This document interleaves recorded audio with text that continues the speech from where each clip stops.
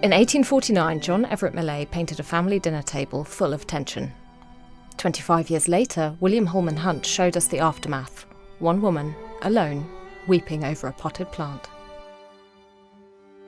Both works depict scenes from a story in Boccaccio's The Decameron, a 14th century Italian tale. But this is not just a tale of love and death, it's the story of how art itself changed. This is Millais' Isabella, and Holman Hunt's Isabella and the Pot of Basil.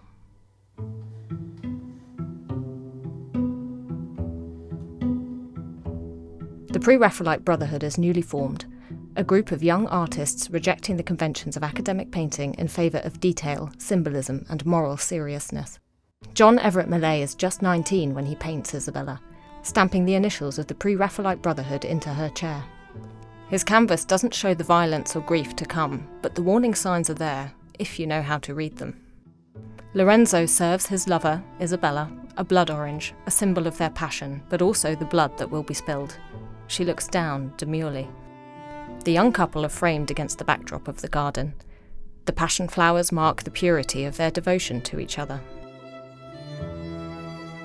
Isabella's dog, a symbol of their fidelity, lays his head in her lap. Across the table, Isabella's brother angrily kicks out at the creature, gritting his teeth as he cracks a nut. He and his brother, who gazes into a glass of blood-red wine, plan to marry Isabella off to a wealthy suitor. Her infatuation with Lorenzo, a poor clerk, is an obstacle to the riches he seeks through her marriage. The shadow of his arm suggests that there is another kind of jealousy in play, and he has knocked over the salt cellar, a bad omen. Behind him, a hawk polishes off a white feather, symbolising a violent end to peace. The sumptuous wallpaper, tablecloth and tableware that surround the gluttonous banqueters invade on the lovers' bliss, signs of the material greed that will eclipse their love. Aware of their secret love affair, Isabella's brothers will lure Lorenzo to his death and bury his body in secret. Here, narrative is embedded in gesture, object and atmosphere. The violence hasn't happened yet, but its anticipation dominates the frame. Worst of all, a pot of basil on the balustrade hints at the couple's future. Holman Hunt painted Isabella and the Pot of Basil nearly 25 years later. What happened in between? Lorenzo's ghost has appeared to his lover in a dream, leading Isabella and her maidservant to his murdered body.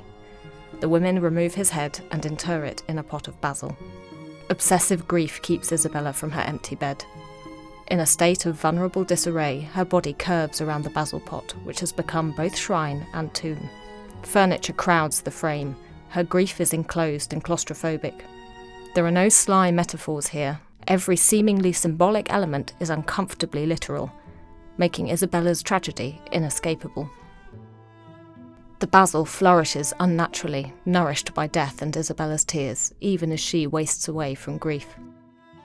Along with Lorenzo's name, Latin verses embroidered on the cloth combine water and vegetation to reinforce the message. One, a psalm, emphasises the fragility of life.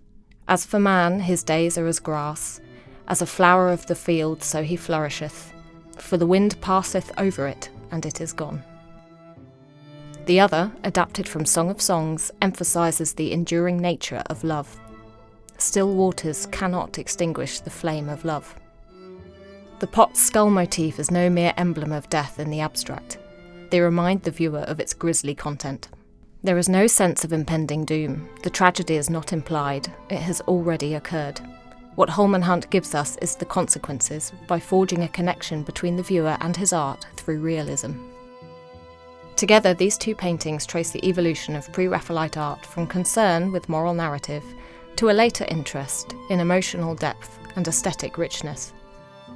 Millais presents a narrative tableau, clear, moral and symbolic. In this one scene, the entire story is laid out for any viewer with an analytical eye, told with structure and restraint. Where Millais places Isabella within a tense family dynamic, Holman Hunt isolates her entirely. He gives us a private moment of emotional collapse, rich in sensual detail and placing not-so-symbolic elements to connect us with the inner world of a grieving woman.